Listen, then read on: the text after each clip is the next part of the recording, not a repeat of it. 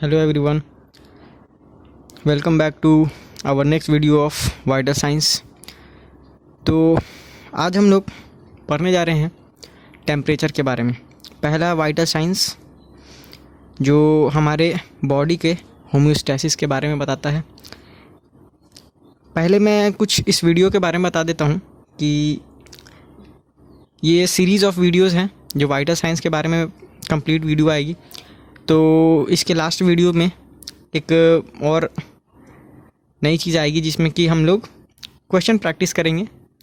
जितना भी previous year questions आते हैं और आए हैं तो जो कि वाइटल साइंस से रिलेटेड हैं, उनमें सारे वीडियोस को मैं कंपाइल करके और क्वेश्चंस को मैं उसमें डील करूँगा। तो let's start our temperature video. Okay, तो हम लोग सबसे पहले, मैंने पहले वीडियो में बताया था कि हमारे बॉडी में टेम्परेचर जो है, हमारे बॉडी का होम्योस्टैसिस क्या है, यानी कि बॉडी में temperature regulations in compare to outer environment क्या है वो बताता है। तो हमारे बॉडी में सबसे पहले बताया गया है कि मॉर्निंग में और इवनिंग में कुछ टेम्परेचर वेरिएशंस होते हैं। तो जैसे कि मैंने यहाँ पर लिखा है कि मॉर्निंग में टेम्परेचर नॉर्मल से थोड़ा सा कम होता है और इवनिंग में टेम्परेचर जो हमारे बॉडी की वो इवनिंग टाइम में थोड़ा सा नॉर्मल टू एक्स्ट्रा, मतलब कि नॉर्मल से थोड़ा सा ज़्यादा होता है। तो हम बात करते हैं कि हमारे बॉडी का नॉर्मल टेम्परेचर होता क्या है। तो हमारे बॉडी का नॉर्मल टेम्परेचर हमारे बॉडी के अलग अलग पार्ट में अलग अलग होता है।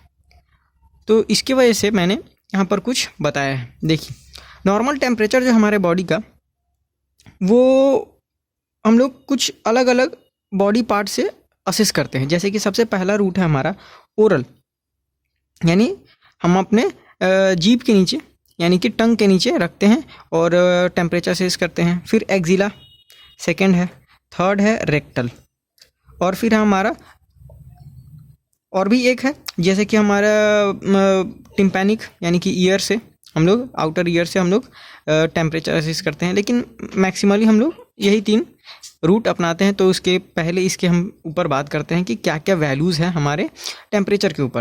पहला है ओरल टेम्परेचर। तो हमारे बॉडी में सबसे पहले अगर ओरल टेम्परेचर असेस करते हैं तो हमारे नॉर्मल बॉडी टेम्परेचर जो है ओरल में आएगा 98.6 फ़ारेनहाइट, और अगर हम लोग सेल्सियस में देखते हैं तो 37 डिग्री सेल्सियस आएगी। लेकिन वही अगर हम लोग रेक्टल और एक्सिलरी को अलग अलग करते हैं तो, यानी कि रेक्टल रूट से अगर हम लोग असेस करते हैं तो ओरल टेम्परेचर से हम लोग क्या करते हैं कि थोड़ा सा डिफरेंस है। तो डिफरेंस कैसे है, कितना है, वो हम बात करते हैं। तो in compare to oral, rectal temperature is slightly more than oral temperature. तो how much it's more than, तो ये होता है हमारा 0.5 degree Fahrenheit than oral temperature, ज़्यादा, यानी कि 0.5 मोर देन ओरल टेम्परेचर। और अगर सेल्सियस में बात करें तो सेल्सियस में 0.6 डिग्री सेल्सियस ज़्यादा होता है। तो कितना होगा, तो 98.6 प्लस, अगर फ़ारेनहाइट में है तो फ़ारेनहाइट 0.5 ऐड करेंगे तो 99.5 डिग्री फ़ारेनहाइट आएगा। और इसमें अगर हम लोग सेल्सियस में ऐड करते हैं तो 0.6 है, तो उसके हिसाब से हम लोग यहाँ पर 37.6 लिख देंगे, सॉरी, ठीक। तो ये हो गया हमारा डिग्री सेल्सियस में। और वही अगर एक्सिलरी में अगर हम लोग करते हैं तो slightly lower than oral temperature होता है। तो कितना होगा, 0.5 फ़ारेनहाइट और 0.6 डिग्री सेल्सियस में आता है, यानी कि कम होगा उससे एक्सिलरी टेम्परेचर ओरल से। तो मैंने क्या बताया कि नॉर्मल जो टेम्परेचर है हमारे बॉडी का वो ओरल टेम्परेचर से रेक्टल में स्लाइटली इंक्रीज होगा और एक्सिलरी टेम्परेचर स्लाइटली डिक्रीज होगा, ये चीज़ है। अब हम लोग देखेंगे कि what are the deviations in normal temperature. हमारे बॉडी में अगर नॉर्मल टेम्परेचर है तो अगर कोई चीज़ या फिर कोई पैथोलॉजी होती है हमारे बॉडी में, कोई भी एबनॉर्मलिटीज़ होती है, यानी कि हमारा होम्योस्टैसिस अगर डेविएट होता है और अगर इससे कोई डेविएशन आती है तो क्या चीज़ें हम लोगों के बॉडी में दिखेंगी।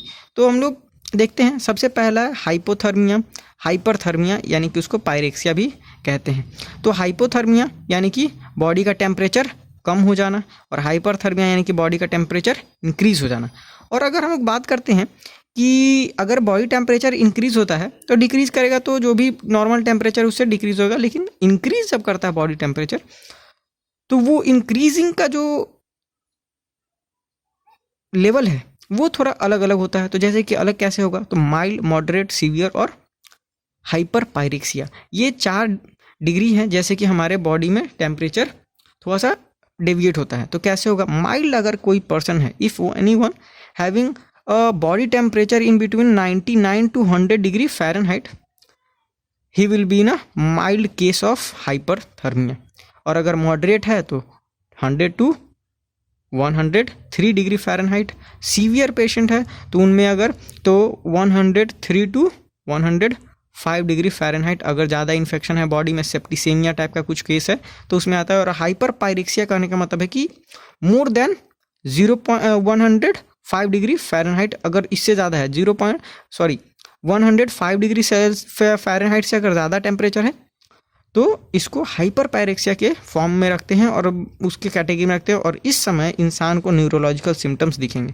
न्यूरोलॉजिकल सिम्टम्स यानी सेरिब्रल डैमेज हो जाएगा पेशेंट को, और उस टाइम पेशेंट का सेंसोरियम डेविएशन हम लोग को दिखेगा, यानी कि उनके परसेप्शन यानी कि उनको डिलीरियम वगैरह हो सकता है। और फिर आते हैं हम लोग इस चीज़ पर कि अगर हमारे बॉडी में अगर टेम्परेचर हल्का फुल्का क्या होता है कि डेविएट होता है तो कुछ चीज़ें ऐसी हैं जिस पर फ़र्क पड़ता है। जैसे कि हमारे बॉडी के कुछ अदर ऑर्गन्स पर फ़र्क पड़ता है, जैसे कि हार्ट और रेस्पायरेशन पे। तो हार्ट पे क्या असर पड़ेगा और रेस्पायरेशन पे क्या असर पड़ेगा वो देखते हैं। तो यहाँ पे लिखा है कि if 1 degree Fahrenheit increase in temperature, अगर 1 डिग्री फ़ारेनहाइट बॉडी का टेम्परेचर बढ़ता है तो क्या होगा बॉडी में, तो ये होगा कि हार्ट रेट स्लाइटली इंक्रीज करेगा 10 बीट्स पर मिनट से। यानी कि नॉर्मल जो बीट होता है हार्ट बीट, वो नॉर्मल कितना होता है 70 to 100 बीट्स पर मिनट, ये होता है normal.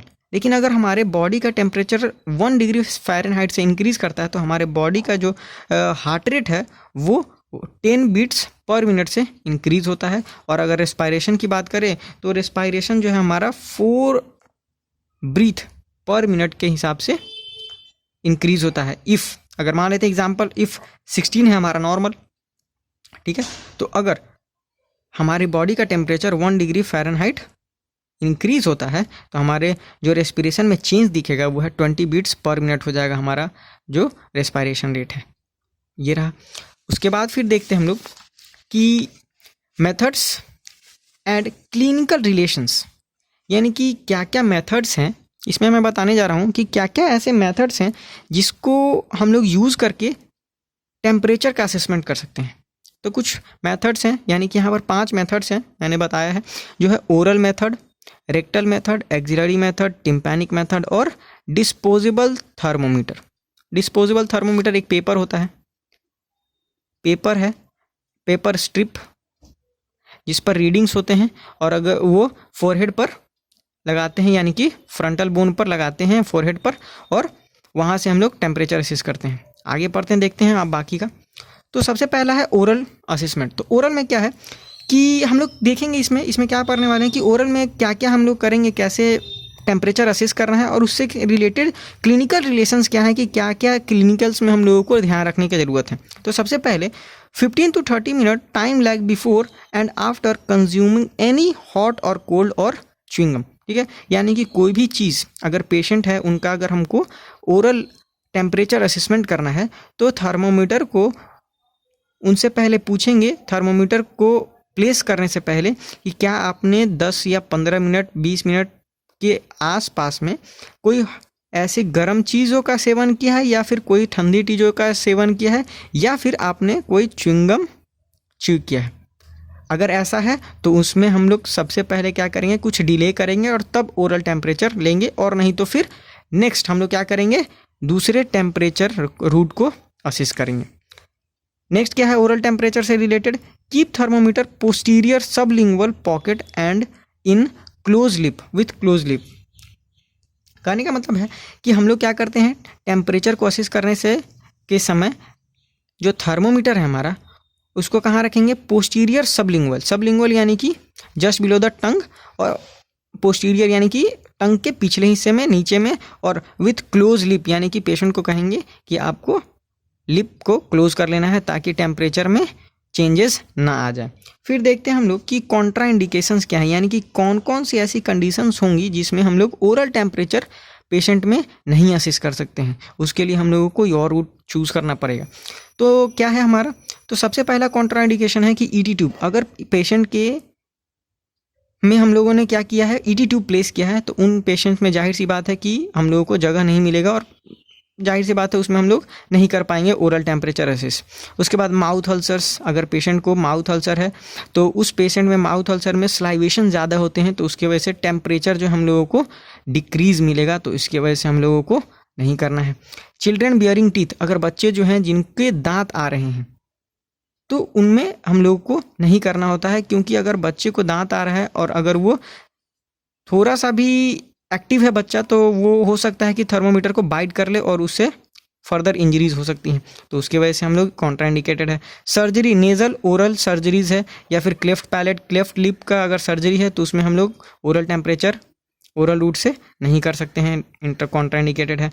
Risk of seizures due to teeth clenching, अगर पेशेंट में क्या है कि सीजर्स की रिस्क है, यानी कि पेशेंट को सीजर्स आते हैं, तो जाहिर सी बात है कि सीजर्स आने पर टीथ क्लेंचिंग होती है।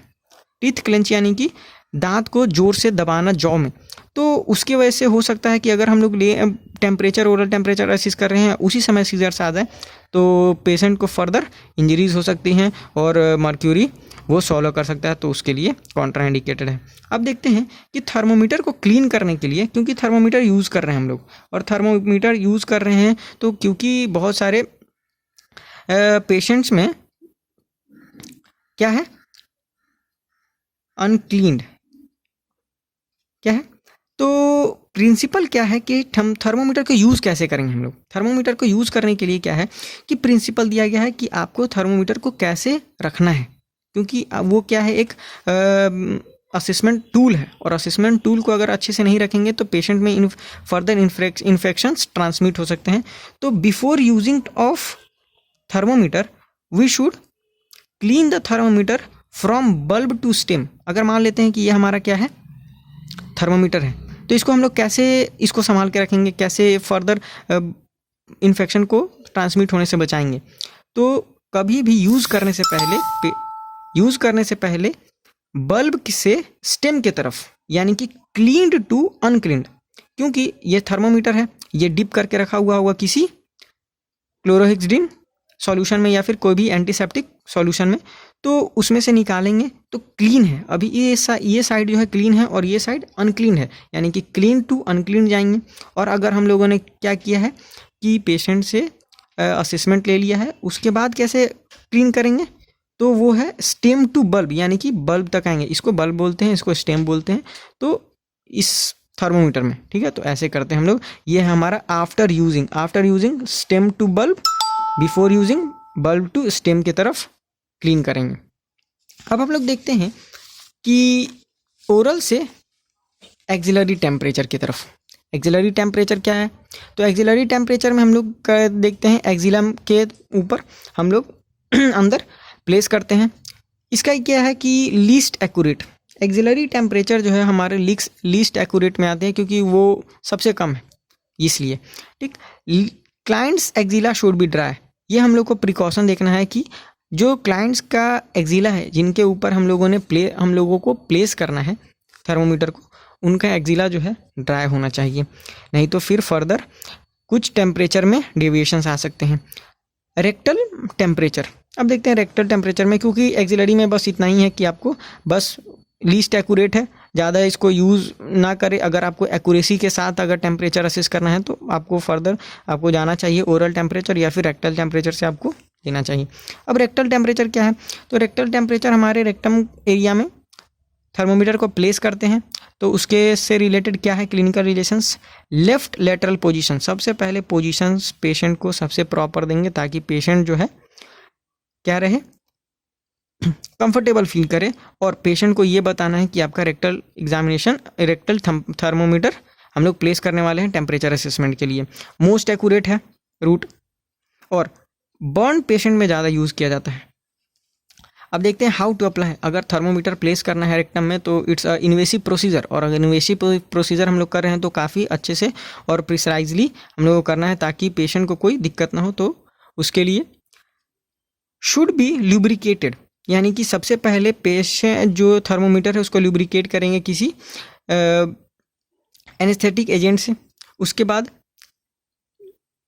एडल्ट में हम लोग क्या करते हैं कि अलग अलग पेशेंट में अलग अलग एज के हिसाब से हम लोग थर्मोमीटर को प्लेस करते हैं। एडल्ट के लिए अलग आते हैं और इन्फेंट के लिए अलग थर्मोमीटर आते हैं जो कि रेक्टल थर्मोमीटर होता है, जिनका बल्ब शॉर्ट होता है, शॉर्ट इन लेंथ बल्ब। तो प्लेसमेंट जो है हमारा 1.5 इंच होना चाहिए, यानी कि रेक्टम के अंदर इंसर्ट करना है तो 1.5 यानी कि 3.8 सेंटीमीटर के आसपास हम लोगों को प्लेस करना है। और इन्फेंट में अगर हम लोग इंसर्ट कर रहे हैं तो 0.5 से कम, यानी 0.5 इंच से कम करना है, या फिर 1.25 सेंटीमीटर से कम प्लेस करना है। अब देखते हैं कॉन्ट्राइंडिकेटेड क्या है, यानी कि रूट जो हम लोग यूज़ कर रहे हैं, रेक्टल रूट जो है वो किन किन पेशेंट में कॉन्ट्राइंडिकेटेड है, यानी कि किन पेशेंट में हम लोग रेक्टल रूट से टेम्परेचर असिस्ट नहीं कर सकते हैं। सबसे पहला है रेक्टल सर्जरी। जाहिर सी बात है कि ब्लीडिंग का रिस्क हो जाएगा। डायरिया पेशेंट, जो कि पेशेंट डायरिया में है, उन पेशेंट में ज़्यादा से ज़्यादा। अब हम लोग देखते हैं कॉन्ट्राइंडिकेशंस ऑफ रेक्टल रूट, यानी कि किन किन पेशेंट में रेक्टल रूट से टेम्परेचर असिस्ट करना कॉन्ट्राइंडिकेटेड है, मना है। तो सबसे पहला है रेक्टल सर्जरी। रेक्टल सर्जरी के पेशेंट में इसलिए नहीं करते क्योंकि उनमें रिस्क ऑफ ब्लीडिंग होगा, तो उसके वजह से हम लोग नहीं करेंगे। सेकेंड है डायरिया। डायरिया पेशेंट्स में होता क्या है कि फर्दर फ्लूइड आउटपुट होने की वजह से म्यूकोसल लेयर इरिटेटेड होता है। अगर हम लोग असिस्ट करते हैं तो क्या होगा, और भी ज़्यादा पेशेंट इरिटेट फील करेगा, और प्लस में फर्दर जो हमारा बॉडी से डिप्लीट आउट हो रहा है फ्लूइड, उसके वजह से जो रेक्टल टेम्परेचर है वो स्लाइटली हो सकता है डिक्रीज आए, जिसकी वजह से एरर्स आ सकते हैं। तो ये हो गया। फिर थर्ड है रेक्टल ब्लीडिंग। तो रेक्टल ब्लीडिंग क्या है, हेमोरॉइड्स पेशेंट में, अगर पेशेंट हेमोरॉइड का है, रेक्टल ब्लीडिंग होता है तो उनमें कॉन्ट्राइंडिकेटेड है, नहीं करते हैं असेसमेंट। क्यों? क्योंकि अगर ऐसा होता है तो उन पेशेंट को पेन हो सकता है, और हो सकता है कि ब्लीडिंग परसिस्टेंट प्रेसिपिटेट कर जाए, तो उसके वजह से हम लोग नहीं करते हैं। अगर किसी पेशेंट को हेमोरॉइड है, अगर रेक्टल रूट से अगर हम लोग टेम्परेचर असिस्ट करते हैं तो उन्हें पेन होगा, और प्लस में परसिस्टेंट ब्लीडिंग हो सकती है। तो उसका रिस्क को कम करने के लिए हम लोग क्या करेंगे कि रेक्टल रूट को असिस्ट नहीं करेंगे। कार्डियक पेशेंट में सबसे ज़रूरी है, मोस्ट इम्पॉर्टेंट है कि कार्डियक पेशेंट में हम लोग रेक्टल रूट से टेम्परेचर असेसमेंट नहीं करते हैं। ऐसा क्यों? क्योंकि उन पेशेंट में वेगल स्टिमुलेशन हो सकता है, और फर्दर ब्रैडीकार्डिया क्या हो सकता है, ब्रैडीकार्डिया देखने को मिल सकता है, जिसकी वजह से सिनकोप वगैरह का भी आ सकता है, उनको चक्कर आ सकता है, ये सारी चीज़ों में हो सकते हैं। तो कार्डियक पेशेंट में सबसे अच्छा इससे क्वेश्चन भी आते हैं कि किस पेशेंट में रेक्टल रूट से कॉन्ट्राइंडिकेटेड है फर्दर, तो बताना है उसमें। तो ये है हमारा कार्डियक पेशेंट में हम लोग रेक्टल रूट असेसमेंट टेम्परेचर नहीं करते हैं। फिर देखते हैं टिम्पैनिक मेम्ब्रेन से, जो हम लोग टिम्पैनिक रूट से, यानी कि ईयर, एक्सटर्नल ईयर यानी कि ऑडिटरी कनाल से जो हम लोग क्या करते हैं, चेक करते हैं, यानी कि टेम्परेचर असेसमेंट करते हैं। तो उसमें क्या क्या चीज़ें हैं क्लिनिकल कोरिलेशंस के हिसाब से, बस उसमें ज़्यादा कुछ नहीं है। इसमें बस देखना होता है कि टेम्परेचर जो यहाँ से हम लोग ले रहे हैं, यानी कि टिम्पैनिक, यानी कि आउटर ईयर से ऑडिटरी कनाल से हम लोग टेम्परेचर असेसमेंट कर रहे हैं। तो बस टेम्परेचर असेसमेंट करने का जो रूट है बस उसको असेस करना है, यानी कि रेडनेस नहीं होना चाहिए। रेडनेस सोज टू इन्फेक्शन और इन्फ्लामेशंस, तो इसमें हम लोग असेस नहीं करेंगे। स्वेलिंग है, उसकी वजह से डिस्चार्ज है, डिस्चार्ज से हो सकता है कि टेम्परेचर जो हम लोग असेस कर रहे हैं उसमें कुछ एरर्स आ सकते हैं, तो जिसकी वजह से, या फिर कोई फॉरेन बॉडी है, अगर फॉरेन बॉडी है तो वो फर्दर और इनर ईयर के तरफ या फिर फर्दर ट्रॉमा क्रिएट कर सकता है हमारे टिम्पैनिक मेम्ब्रेन के, यानी कि हमारे ईयर ड्रम्स को। तो इसकी वजह से हम लोग नहीं करते हैं, पहले असिस्ट कर लेंगे। अगर है ऐसा कुछ तो हम लोग दूसरा बहुत हैं, अभी मैंने बताया एक्सिलरी रूट है, रेक्टल रूट है, रेक्टल रूट्स के मैंने कॉन्ट्राडिक्शन बताए। अब जानते हैं कि अगर हम लोग बॉडी टेम्परेचर इंक्रीज करता है तो किस किस टाइप से, यानी कि कैसे कैसे जो टेम्परेचर है वो इंक्रीज करेगा। तो सबसे पहला हमारा इंटरमिटेंट फीवर, यानी कि फीवर। सबसे पहले हम लोग जानेंगे फीवर क्या है। तो इंक्रीज इन बॉडी टेम्परेचर को हम लोग बोलते हैं फीवर, पायरेक्सिया, ठीक है। तो हाइपरथर्मिया, ये सारी चीज़ें जो हैं हम लोग फीवर को ही बोलते हैं। सबसे पहला है हमारा इंटरमिटेंट फीवर। इंटरमिटेंट फीवर का मतलब क्या होता है, यहाँ पर डेफिनेशन मैंने लिखा है, increase only few hours in a day. कुछ समय के लिए, एक दिन में कुछ समय के लिए बॉडी टेम्परेचर इंक्रीज होता है, वैसे ही टेम्परेचर को, यानी वैसे फीवर को हम लोग इंटरमिटेंट फीवर कहते हैं। अब इंटरमिटेंट फीवर कहने का मतलब क्या है कि फीवर जो है एक दिन में किसी एक समय पर 1-2 घंटे के लिए बढ़ रहा है, तो उसको हम लोग इंटरमिटेंट फीवर कहते हैं। अब इंटरमिटेंट फीवर जो है कुछ वेरिएशंस में आते हैं, जिसको हम लोग कोशिडियन, टर्सियन और क्वार्टन फीवर कहते हैं। अब इसमें डिफरेंसेस क्या है, बहुत माइन्यूट डिफरेंसेस है, इसको याद रखना जरूरी है क्योंकि एग्जाम्स में पूछे गए हैं और इम्पॉर्टेंट है। यानी कि इंक्रीज एवरी डे, हर एक दिन कुछ घंटे के लिए अगर फीवर इंक्रीज हो रहा है या फिर बॉडी टेम्परेचर इंक्रीज हो रहा है, एलिवेट हो रहा है, तो उसको हम लोग कोशिडियन इंटरमिटेंट फीवर कहते हैं। टर्सियन क्या है, every increase every alternate day, एक दिन छोड़कर अगर फीवर आ रहा है, हर एक दिन छोड़कर अल्टरनेट डेज पर आ रहे हैं फीवर, तो उसको टर्सियन इंटरमिटेंट फीवर कहते हैं। और अगर क्वार्टन फीवर है, क्वार्टन यानी कि क्वार्टन इंटरमिटेंट फीवर कहने का मतलब है कि हर तीसरे दिन फीवर आ रहा है, बॉडी टेम्परेचर एलिवेटेड मिल रहा है, तो वैसे फीवर्स को हम लोग क्वार्टन इंटरमिटेंट फीवर कहते हैं। ये देखने के लिए कहाँ मिलेगा, कोई पेशेंट मलेरिया फीवर में, कालाजार और सेप्टिसेमिया, ऐसे फीवर्स यानी कि ऐसे पैथोलॉजिकल सिम्टम्स जो हैं पैथोलॉजिकल में मिलेंगे हम लोगों को इंटरमिटेंट फीवर देखने को। अब देखते हैं हम लोग कि अगला क्या है, रिमिटेंट फीवर। रिमिटेंट फीवर क्या है, तो रिमिटेंट फीवर, ये डेफिनेशन है उसका, remains above normal temperature whole day and varies 2 degree Celsius during morning and evening. यानी कि मॉर्निंग और इवनिंग के बॉडी टेम्परेचर में 2 डिग्री सेल्सियस या फिर उससे ज़्यादा का डिफरेंस होगा।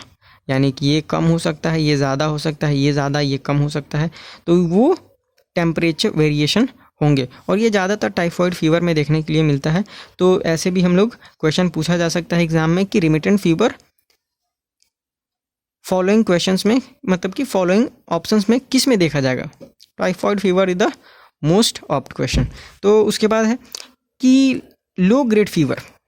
नेक्स्ट है low grade fever. Low grade fever क्या है, यानी कि ऐसा कोई भी बॉडी टेम्परेचर जिसमें जो बॉडी टेम्परेचर है नॉर्मल, यानी कि नॉर्मल से एलिवेट होकर 98.7 टू 100 डिग्री फ़ारेनहाइट के बीच में ही रह रहा है टेम्परेचर, तो वैसे फीवर को हम लोग लो ग्रेड फीवर बोलते हैं। और ये सबसे ज़्यादा देखा जाता है टीबी में, ट्यूबरक्लोसिस में देखा जाता है।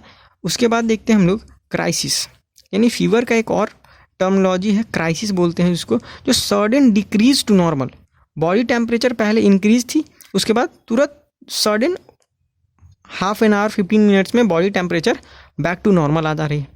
तो ऐसे फीवर को या फिर ऐसे कंडीशन को हम लोग क्राइसिस बोलते हैं।